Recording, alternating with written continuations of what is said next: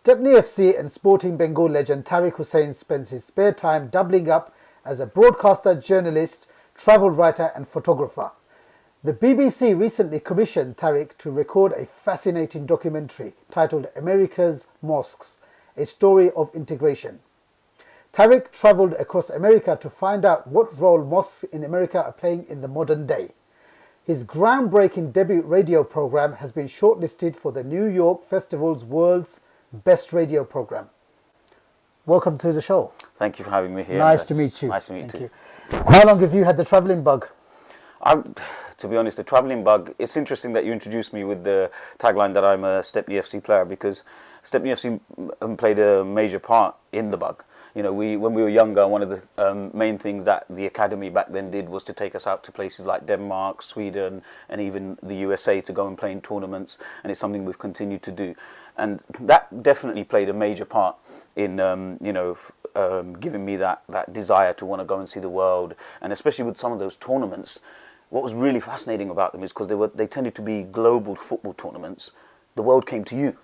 So, you didn't even have to go to see them, but then once you have these conversations with Nigerians from Lagos, with Tanzanians, with even Calcuttans and that, and Brazilians, you become curious. You want to see where these places are that they come from. And I guess I've always been very into travel. And how did you find these experiences? I mean, these opportunities as a young East End lad, coming out from the East End and then travelling all over the world. How did you find them? Because, like you say, our background meant we didn't come from a culture of leisure travel.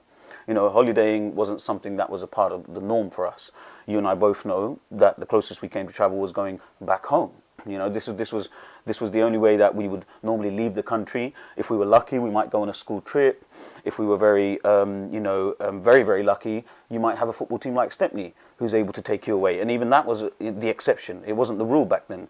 So I felt extremely privileged to be able to see the world, But also the curiosity instilled in me from I've always been a big reader, reading about the world, reading about different cultures, reading about different peoples, reading about, various histories, be it Islamic, be it European.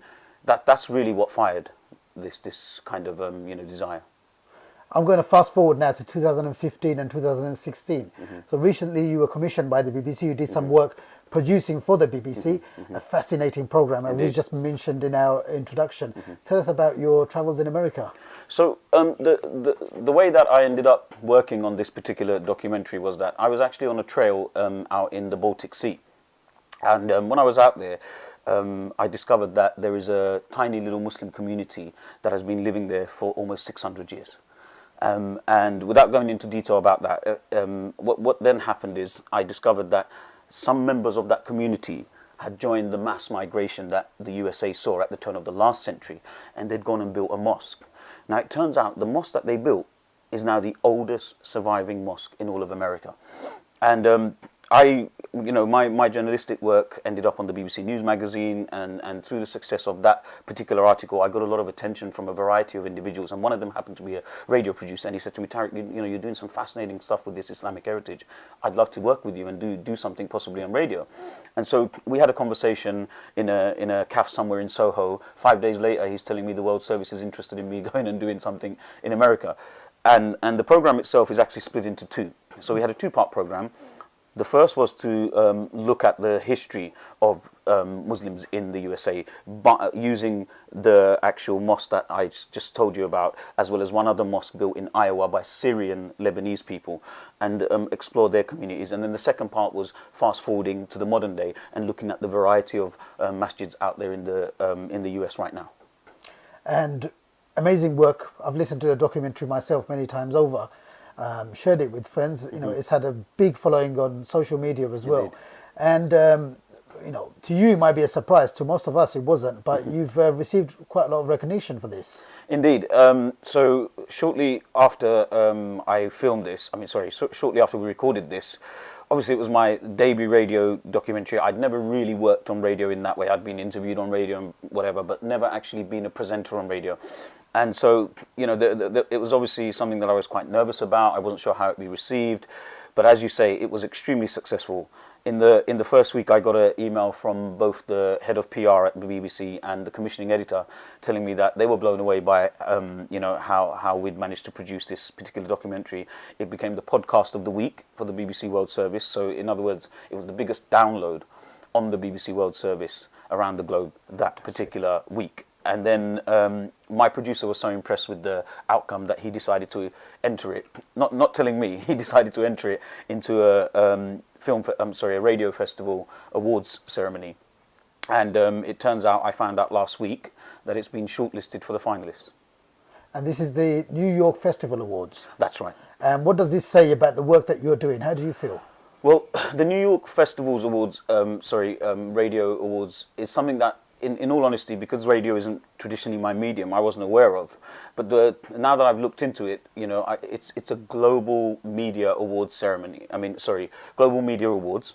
They do it in a variety of categories. Radio is one of them.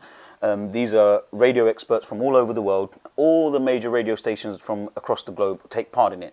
So for me to be listed as a finalist amongst all of these institutes, very well established institutes, very well established production companies, independent companies, it's an absolute honor. But also, as you say, it says something about the people out there who are listening, and they're clearly interested in these positive stories about Muslims right now. Looking into the nitty-gritty of the program and what you've been doing out there in America, what would you say is the role played by mosques in America? There were two parts, as I said. So the first thing we realized when we went to for the sake of clarity, I'll call one the Baltic Mosque and I'll call one the Syrian Mosque. So when we went to both the Baltic Mosque and the Syrian Mosque, what we found is the mosques, and you and I can both relate to this, they played an unbelievably important role in the lives of those early migrants, largely because, they were migrants, and these mosques weren't just places where they went to worship. One of the quotes that the women that I interviewed there said to me, these mosques were like the bridge. They were like the bridge for the people that arrived. All those people that would arrive from the Baltic, that would arrive from Syria and Lebanon back then, they knew that if they came and found this mosque, they would find their people. They would find somebody willing to help them.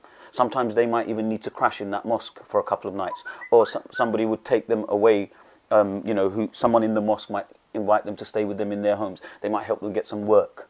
There might even be somebody from their own village there. And this is something you and I can relate to, because the mosques of our community played the same role here early on in the UK.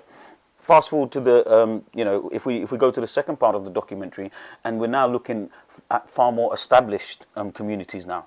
And the mosques have taken on a slightly different role. We covered 4 mosques in particular for the second part. One of the ones we covered was a mosque that was originally established by the Nation of Islam, and it was funds were raised for it by Malcolm X, who of course is a very famous Muslim that many people are aware of. And the reason we looked at that masjid is because it went from a Nation Islam mosque into what we might call mainstream Islam. So there's a story of going from being quite exclusive, only black people who are part of the Nation of Islam, to quite inclusive, people who just call themselves Muslim. It doesn't matter about colour, race, or any of those things. And then we looked at a different type of mosque completely, where it was primarily converts, and a lot of them were white converts, to be quite blunt. But what was interesting about this mosque was it was very much a part of the Sufi tradition. And Sufism has taken off in a huge way in America. Rumi is one of the most popular poets in the USA, and it was no surprise to find that they took a lot of inspiration from Rumi. Now, this particular congregation, we didn't look at it as a mosque, we looked at it more as a Sufi lodge. This particular congregation is actually led by a female, white female. So that made it quite interesting. But the other thing was, you could attend their services, you could attend their dhikr, their sessions, regardless of faith.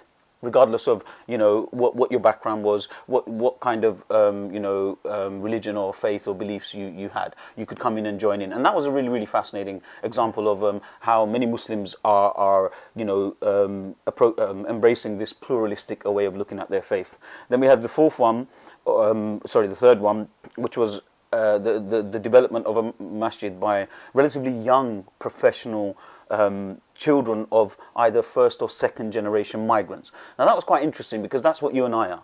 And so for me, that was a really, really fascinating mosque to visit. It hadn't actually been built, But the philosophy behind it was really, really interesting because they came from a lot of the mosques that originally carried what you might call a lot of cultural baggage. Now, you and I are originally from Bangladeshi heritage. We know a Bangladeshi mosque when we see one. There's no denying that it is a Bangladeshi mosque.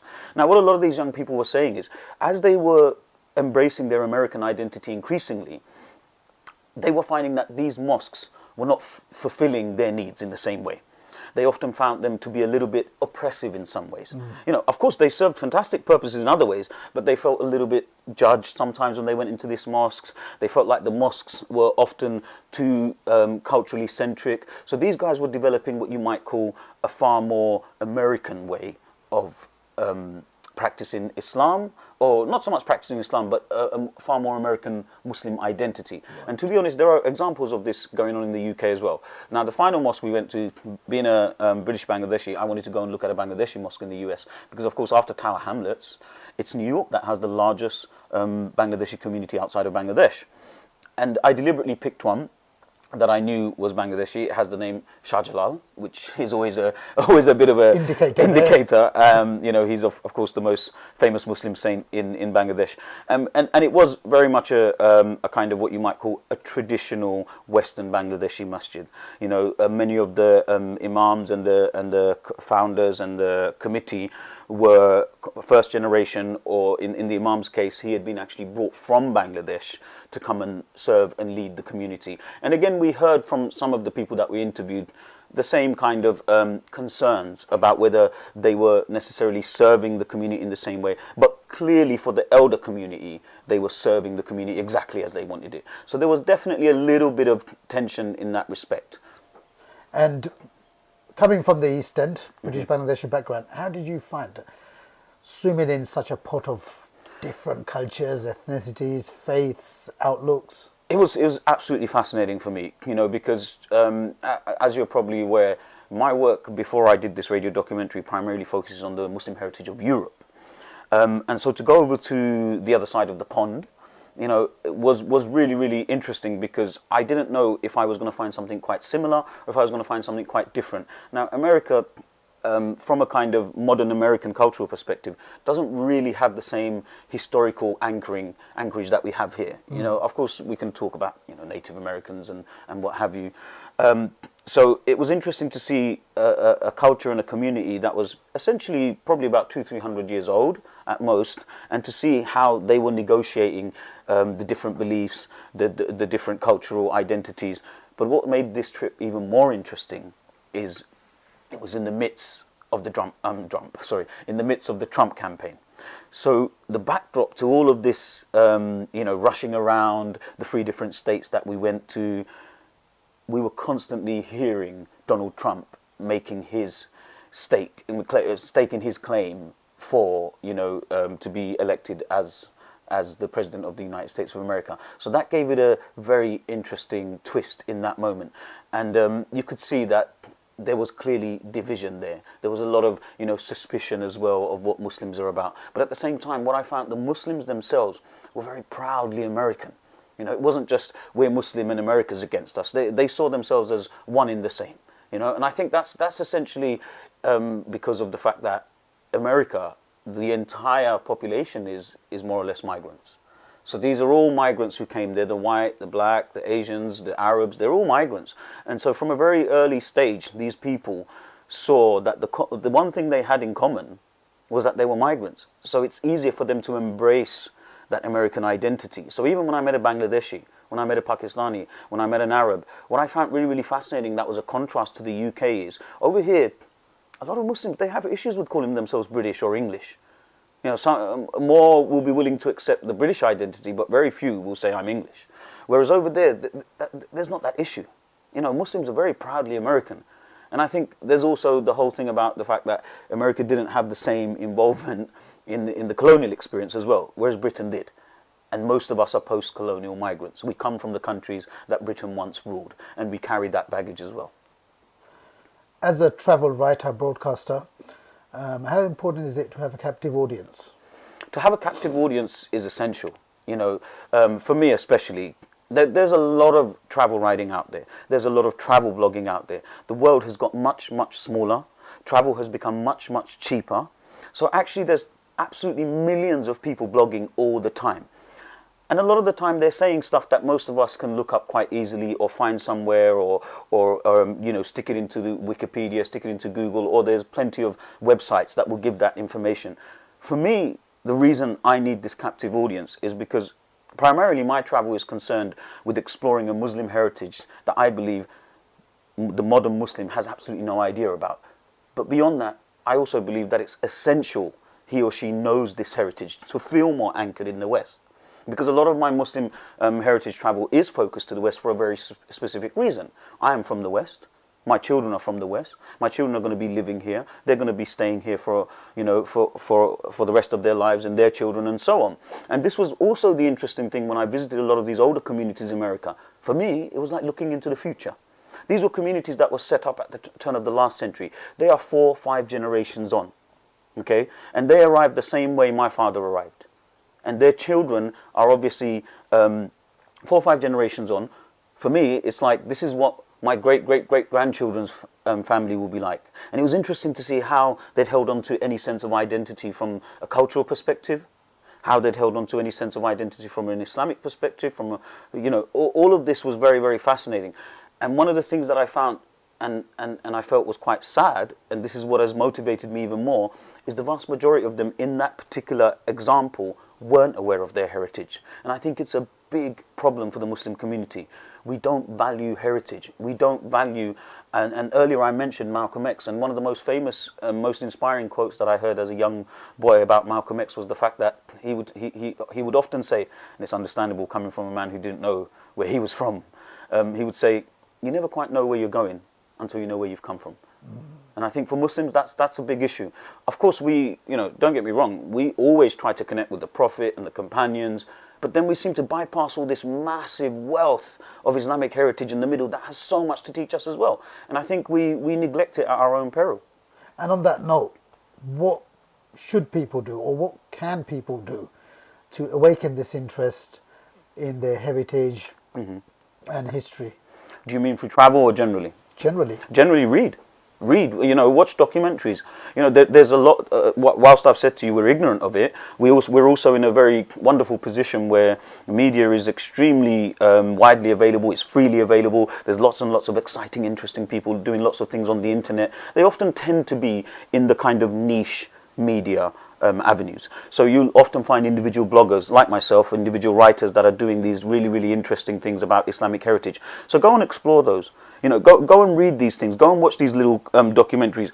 Follow these people on Instagram, on Twitter, and everything else. Because there are a lot of people that are realizing this. But also, when you travel yourself, it's not gonna be difficult to pick up a guidebook or just throw in something into the search engine and see if there is something worthwhile in the very area that you're traveling to. Because I tell you right now, every single corner of the planet seems to have something that is connected to our Islamic heritage in some way, shape or form. Even the Americas, as we've seen. And we're just talking about the recent history. There's one of the fascinating things that I came across while I was out there is this claim that the entire South American continent is littered with Islamic heritage that needs to be explored and clarified, confirmed. Because of course, it was Spain that went to South America. And they went there shortly after they took over from Muslims in Spain. So that cultural heritage was still in their midst. And there's lots and lots of theories about loads of Muslims that went along with Columbus and those that came later. So every single corner, the point I'm making is every single corner of this planet has some kind of Islamic heritage. And it helps us to anchor ourselves. It helps us to understand who the great people were of the past. And inevitably they inspire us today as well. You've taken some giant leaps in a very short space of time. What does it mean to you as an individual to have been shortlisted for such a prestigious award? I think for me, it's almost like a legitimizing of what I'm doing. I started doing what I was doing because I believed it needed to be done. I believed it was something that was being neglected. I felt like it was this massive void in, for want of a better word, our identity or our understanding of Europe. This is where I started with Europe. I felt like, Europe has this overt notion that the heritage in Europe is primarily Judeo-Christian. This is what you hear, okay? I began to ask myself, how can this be when there's 1400 years of Islamic history here? And so for me to get this award, the award is secondary, you know. Of course it's wonderful. It will give me, you know, we live in a world where you have to do certain things to get recognized. You have to have certain networks. Certain doors have to be opened. You know, the BBC door was only open because I happened to get an article on the BBC News magazine. Now that I've got an award, I'm hoping other doors are going to open. And really for me, it's just about acquiring, what's really important off the back of this award is that it's about acquiring those platforms that I really want. I'm desperate to put this stuff onto a platform where people are going to enjoy it and people are going to learn and people are going to be inspired to explore their own heritage. And I'm being very specific when I talk about people. I'm talking about Muslims in the West. You know, Muslims in the West, I want them to be inspired to go out there and look for their heritage because it is theirs. We might originally be from Bangladesh, but we are now people of the West. So why aren't we exploring what Muslims in the West have done? Why aren't we going and meeting these Muslims who are 600 years old, 500 years old, 200 years old, whatever they are? Well, this is our community now as well. It doesn't have to be a case of, you know, I'm going to choose the Muslims in the East over the West. Embrace it all. Embrace it all. Don't just choose the history of the East and neglect the Muslim history of the West. Embrace it all, and let's reorientate this idea that, you know, Europe is primarily Judeo-Christian. You know, everything I've looked at tells me that Europe's culture, identity, its notions of free market, its notions of liberty, freedom of speech, they were all developed with the help of Muslims. Let's take pride in this. Let's claim this, and then let's feel proud of being who we are right now as well. How many countries have you visited? Are there any particular memories, magic memories I should add, that you would like to share? I think the countries, I don't really count them or tick them off the way my wife does, who's very much a kind of, you know, right, I've done that many now. But they're obviously bordering close to the 100, you know, now. And because a lot of the focus has been in Europe, I've gone out of my way consciously to cover the continent. And this summer I'll be finishing that, literally ticking off the entire continent. And that's because of a specific agenda. I've also done tons of North America, parts of Asia, the Middle East, and the Americas, as you've heard. Now, in terms of inspiring moments, a lot of people that are watching who are increasingly become conscious of this will know what I mean when I say Spain was fantastic. Spain was phenomenal because it was a moment of great awakening for me. You know, just before I turned up in Spain, and I'd actually visited Spain even before that, but I knew nothing about this stuff. Just before I turned up in Spain, I became aware of the, you know, phenomenal Islamic history that took place down there, often written in history as the Moors, you know, for want of a better word. But of course, it's essentially Islamic history. In many ways, it's a continuation of the first family dynasty we see in Islamic history, the Umayyads. They turned up in Spain and they developed this phenomenal culture of you know, intellectual traditions, academic traditions, tolerance, and so on and so forth. But for me, the reason why this was such an inspiring moment is I finally realized that the shoulders, the shoulders of the giants, that the Renaissance, the Enlightenment, these wonderful, you know, moments in European history, I realized that they were standing on the shoulders of these guys. And so I legitimately felt like this was my heritage as well. I now feel like the European Renaissance, the Enlightenment, all of these things are mine as well.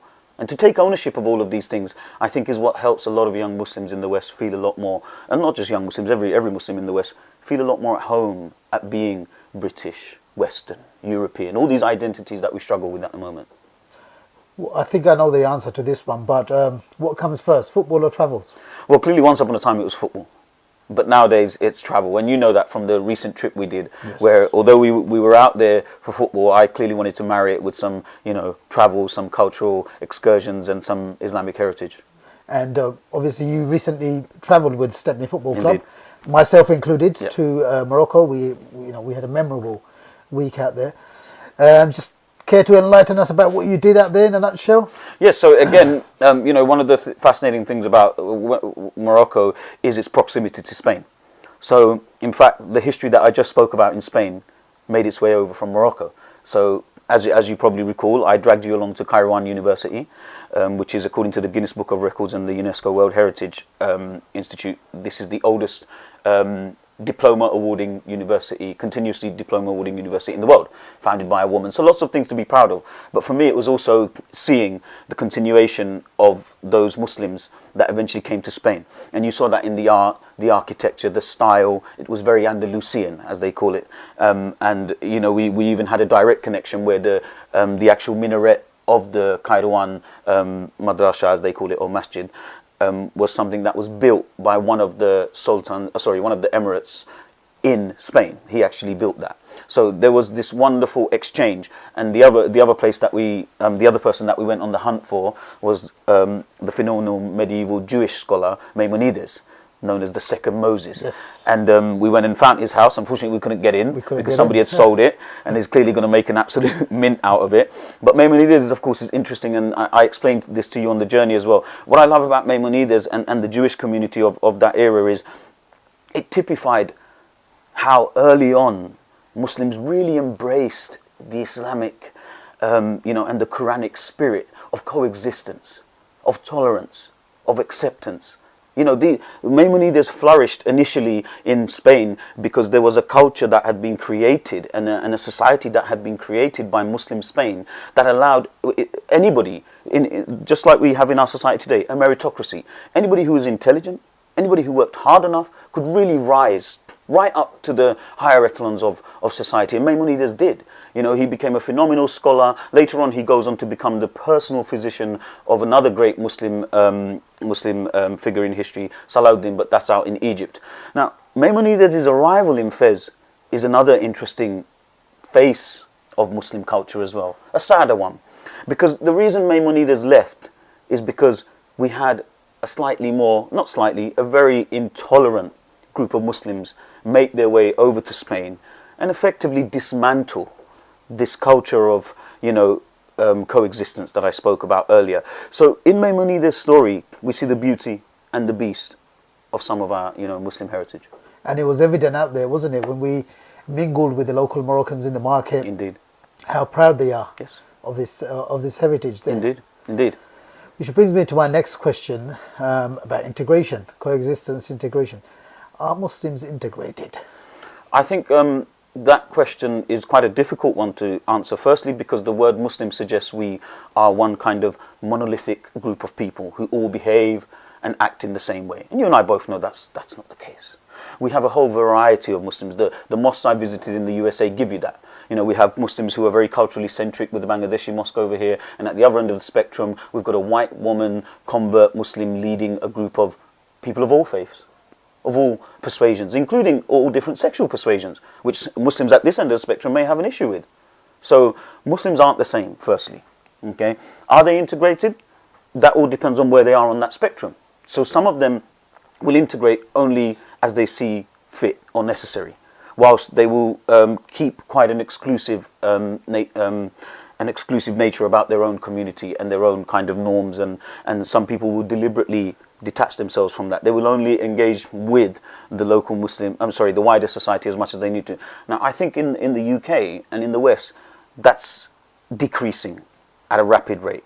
And I think actually, when I go around the UK, when I travel around Europe, I find phenomenally integrated Muslims. And I'm bringing it back to Europe because I want to talk about these Baltic Muslims. So here we have Muslims who arrived in the Baltic, Lithuania, Latvia, Poland, Belarus, 600 years ago through a phenomenal story that can be told another time. They're completely integrated. You can't tell one from the other. You wouldn't know them. I mean, I say you wouldn't know them. The Baltic Muslims are in fact Tatars. They come from that whole kind of Mongol race. So clearly they have a certain facial features that can make them quite distinct. Yet they had completely integrated into Lithuanian society. They had completely integrated into Polish and Belarusian society, and of course when we go across the way into America, and they'd retained their proud identity as Tatars and as Muslims. And this is the challenge we face as Muslims going forward. Many of us are migrant Muslims. We're very proud of our roots. You're a very proud Bangladeshi. I'm a very proud Bangladeshi. And sometimes we feel like interdependence of that. Along the way, other things have happened to them that have meant they've lost things. So, for example, the Baltic Tatar story, in the 18th century, they lost their language. And this is something that happened because of isolation from the rest of the Tatar world, but also because sometimes if you're not speaking, if it's not a living language, if you're not using it in your daily life, it's very difficult to retain that unless you go out of your way to set things up. But to go back to the question without digressing too much, yes, Muslims are integrating, but unfortunately there are a small minority that don't wish to integrate, and they have their reasons for that. You're a celebrated journalist. People will be looking at this interview. They've read your articles before. They've listened to the documentaries. They'll be thoroughly inspired by what they've seen. There may be some on the fringes, not taking up the pen or not blogging. You know, there's so many mediums that we have at our disposal now. How can budding journalists, authors, travel writers take inspiration from someone like yourself and work towards using their God-given skills for the common good? Indeed. They live in a wonderful age. You know, one of the other... one of my other hats that you didn't mention is that I'm a media teacher. So I teach kids all the time about this wonderful new media, much of which I don't even understand because it moves at such a rapid pace. So whilst you and I, in the main, we're from the old school of journalism. Yes. You know, we used to pick up the pen, carry a notepad around, maybe even learnt shorthand writing to try and, you know, make our notes and whatever. But journalism has you know, completely been revolutionized with the internet and this new technology. You know, you can grab a phone and do a on-location video blog. I think they call them a vlog, and someone's laughing right now, I'm sure, thinking this guy is really old because probably it's a dated term. Okay, but you know, you can set up your own YouTube channel. You can set up your own, you know, Instagram accounts. You can do tweets where you can use videos. You can use, you know, photos with sound. There is a wealth of ways in which you can excite and inspire other people about your travels if that's what you want to do. And it is easy. That's the key. It's not like once upon a time where you would have to, you know, lure the interests of major media platforms such as the BBC, the Guardian, the Telegraph, whatever. You don't have to do that to get your voice out there. You can be a guy on your own, sitting in your room with a computer, and in an instant you can put it out there for the world to see. But how you generate that interest, of course, is the new challenge. So whilst the platforms are there now, the challenge, as I tell my students, is that just because you've put your travels up there and you've said something interesting doesn't mean anybody cares. So you have to find a way to make them care, and that's the new challenge. To find a hook. Yes, to find a USP, as they say, a unique selling point. Yes. Right. The work that you do, I mean, you've been to America, you've travelled various parts of the world. You're interacting with people on a local level, students at, you know, at the institute where you teach. How's been the response to your recent travels to America and generally about the media work that you do? The response has been overwhelmingly positive, both from people who aren't Muslim and from people who are Muslim. And I suppose what's surprised me, and I don't know why I'm surprised to be honest, is the wonderful warmth reception from people who aren't Muslim, who are excited about all this stuff, you know, who are really happy to have someone out there, you know, doing their best to sort of put out positive Islamic stories of the past and of the present. And you know, the plaudits I'm getting from people across the globe who aren't Muslim is probably one of the most interesting, one of the most I suppose it's the thing that makes me the happiest. But at the same time, on a local level, you know, every day when I bump into somebody and they might have seen a video of mine, they might have heard the radio documentary, they might have read an article. It's wonderful, whether it's my social media or on a personal level, when they say to me, I had no idea, you know, man, I can't wait to go out and see this place. You know, before I go, you have to tell me where to go, and you have to do... And I'm getting people now contacting me and asking me, you know, I'm about to pop off to Spain. What would you suggest is the best place? I'm going to go over to Eastern Europe, or I'm going to see this. And I think clearly, you know, I'm achieving at least on a local level what I set out to do, which is inspire people to go and see this stuff and connect with it. You started off as a backpacker. Indeed. Is that the best way to travel? I think it is the only way to travel. And the reason I would say that, it's not the only way to travel. Of course, we can travel in various ways. But the kind of travel that I do, I think backpacking is a term that's often associated with it, but what I would call is independent travel. And independent not meaning on your own necessarily, because of course, you know, the world's quite a big place and it can be a dangerous place. Independent meaning, you know, you don't stick to the trodden path all the time. You go out of your way to leave that hotel room, to leave that beach resort. I think, you know, people need to distinguish between travel and holiday. And I think there is a distinction. And we all need both. We need both, you know. Sometimes when I go away after working all year, I do just want to sit there and do very little.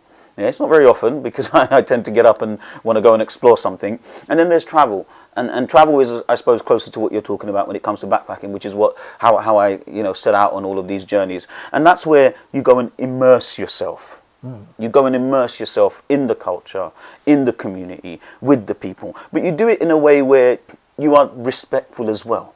You know, you're not going there like, and I'm going to use Bangladesh here because most of us have that in common. You don't go there with your Gucci glasses, your Gucci trainers and your Armani jeans and float around the slums and think that that's travel. That's actually quite disrespectful when you think about it. You know, these people are beyond poverty. This is absolute poverty. So if you are going to go to these places, if you are going to visit these things, be respectful. Try to see the world from their point of view. And you will notice that the best backpackers, and you and I come across them when we're on our travels, the best backpackers are the ones that try to be invisible. And they'll just sit there and watch the world go by. And if they do engage, they'll engage in a very respectful way. They'll even pick up one or two words through their guidebooks. Even if it's holding a guidebook, they're trying. They're making an effort. And it's through that kind of immersion, I think, in local culture that you can fully appreciate a country. You know, to turn up on Sharm el-Sheikh, which to me isn't even Egypt, you know, but at the same time it's a great place for a holiday. But I'm just saying, from a travel perspective, turn up Sharm el-Sheikh, spend your whole time eating fast food and eating what you think is Egyptian food and sitting in shisha cafes and sitting on the beach. You're not coming back and telling me that you've seen Egypt, even if you had an excursion to the pyramids. You haven't seen Egypt. Go and stay in an apartment in Cairo. Go and have, you know, full in downstairs and eat a falafel wrap and drink tea with, at night, you know, when all the older Caireans are out and they drink. Try and cross a Cairo road, you know. These are the kind of things that you need to do. And of course, it's not something you can just do. You can't just get up and do this. It does need a little bit of preparation. It needs a little bit of savviness and awareness. Otherwise, it can also be quite dangerous. So I'm not telling everybody to just grab a backpack and rush out the door. You know, you do need to be a little bit smart about this stuff. There's a wealth of information at your fingertips. Look up a few things.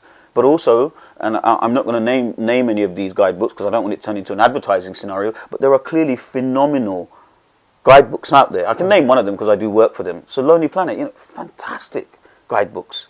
They are written by people who walked every single inch of that city to tell you what is in that book. So it's very real and it's very up to date because they usually revise these editions.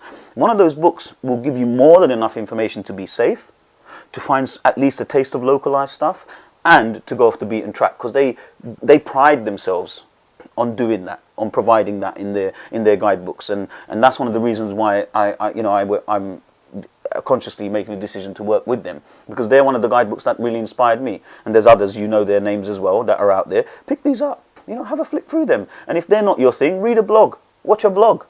You know, so there are people who are doing vlogs and they'll say, this is a great place, don't go here, don't go there.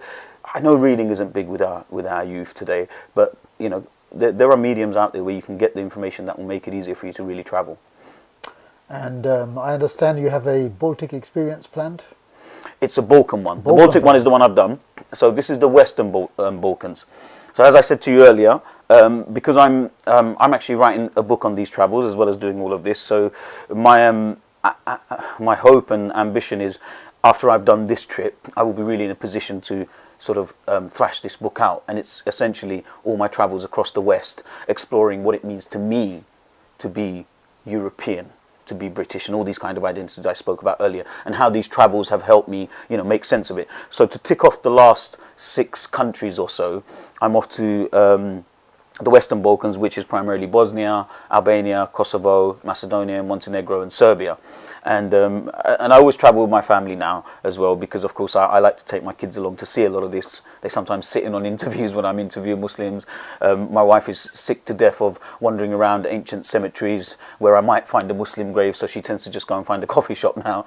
But they're coming with me. We're going to be out there for a whole month, and we're going to be traveling around the entire 6 nations that I've just mentioned, and focusing, of course, a lot of it on the Islamic heritage, but with my family, they're also going to be enjoying a holiday as well. So we're going to try and balance the two. I'm sure it'll be amazing. We want to wish you the best of luck with the upcoming awards. Thank you. And lastly, Tharik, you've got a travel blog? Indeed.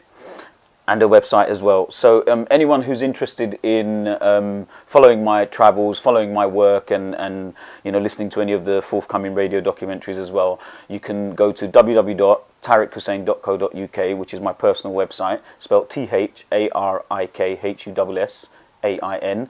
Or if you want to follow specifically the travels concerned with Europe's Muslim heritage, I have a blog, which is www.europeanmuslimheritage.com. www.ecc.org.eu. I'll see you this time next week. Stay safe until then.